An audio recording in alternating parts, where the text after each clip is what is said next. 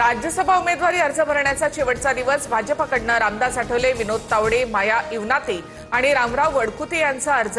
मुख्यमंत्री फडणवीसांची उपस्थिती. महाविकास आघाडीकडून शरद पवारांचा राज्यसभेसाठी अर्ज दाखल. सुप्रिया सुळे, हर्षवर्धन सपकाळ, संजय राऊत यांच्या उपस्थितीमध्ये अर्ज दाखल. पार्थ पवारांकडून राज्यसभेसाठी अर्ज दाखल. राष्ट्रवादीच्या कोट्यातून पार्थ पवारांना उमेदवारी. सुनेत्रा पवार, सुनील तटकरे, प्रफुल्ल पटेल यांच्या उपस्थितीमध्ये अर्ज भरला. शिवसेनेकडून ज्योती वाघमारेंना राज्यसभेमध्ये संधी. राहुल शेवाळेंचा पत्ता कट. उपमुख्यमंत्री एकनाथ शिंदेंच्या उपस्थितीमध्ये ज्योती वाघमारेंचा अर्ज दाखल. बिहारचे मुख्यमंत्री नितीश कुमार राज्यसभेवर. अमित शहांच्या उपस्थितीमध्ये उमेदवारी अर्ज. बिहारमध्ये भाजपचा मुख्यमंत्री होणार असल्याच्या चर्चा, तर निशांत कुमार यांची उपमुख्यमंत्रीपदी वर्णी लागण्याची शक्यता. अजित पवार यांच्या घातपाताचा संशय. देवगिरी बंगल्यावर रात्री 20 ते 25 आमदारांची सुनेत्रा पवारांसोबत चर्चा. डीजीसीएच्या अहवालाबाबत शंका व्यक्त.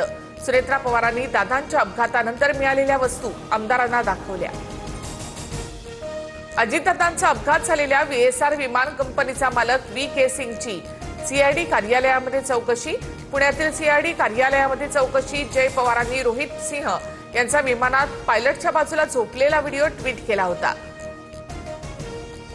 30 जूनपूर्वी शेतकरी कर्जमाफीबाबत निर्णय जाहीर करणार. मुख्यमंत्री फडणवीस, शिंदे आणि सुनेत्रा पवार निर्णय घेतील. कृषी मंत्री दत्तात्रय भरणे यांची माहिती. आझाद मैदानात ई-चलन निर्णयाच्या विरोधामध्ये आंदोलन. मालवाहतूकदारांकडून राज्यभरात चक्काजाम आंदोलन करण्याचा इशारा. आंदोलनामध्ये रिक्षा, टॅक्सी, बस चालक, ट्रक चालक सहभागी होणार. पोलिसांकडून बंदोबस्त तैनात. इराण युद्ध रोखणारं वॉर पॉवर बिल अमेरिकन सिनेटनं फेटाळलं. डोनाल्ड ट्रम्प यांना आता कोणीही रोखू शकत नाही. आता कायदेशीर अडथळा दूर झाल्यामुळे इराण अमेरिका संघर्ष अधिक तीव्र होण्याची शक्यता. मध्य पूर्वेतील युद्धाच्या दरम्यान रशियाची भारताला तेल देण्याची तयारी.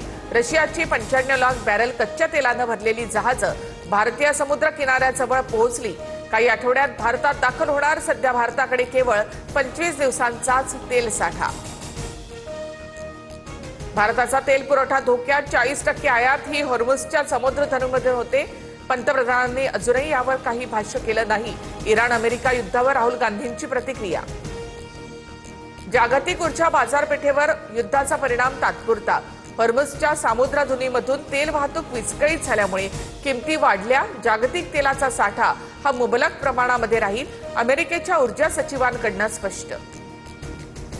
काल रुपया 92.15 प्रति डॉलरवर बंद झाला होता. आजचा व्यवहार सुरू होताना रुपया प्रति डॉलर 91 रुपये 57 पैशांवर उघडला. इस्रायलमध्ये भारतासमोर आज इंग्लंडचं आव्हान. वानखेडे स्टेडियमवर सायंकाळी 7 वाजता महामुकाबला होणार. जिंकणारी टीम फायनलमध्ये न्यूझीलंडशी भिडणार.